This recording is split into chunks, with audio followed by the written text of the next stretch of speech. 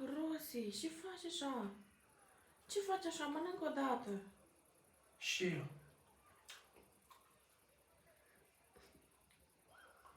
Și mănânc odată. Mănâncă normal, ce faci? Ce înseamnă asta? Dar și nu pot să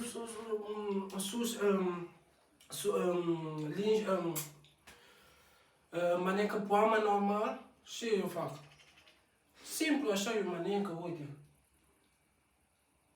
Geologică. Asta e cel mai gustos fructe din Moldova. Cel mai gustos, specialitate moldoveni. Specialitate moldoveni. Diferite calitate de poama.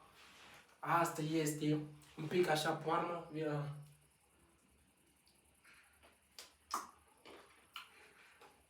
Geologico. Și de gustos poamă. Și de gustos. Eu te-am spus, asta e specialitate moldoveni. Poama, dacă poama nu e gustos, nu înseamnă că nu este de la Moldova. Poama în Moldova e cea mai gustos poamă.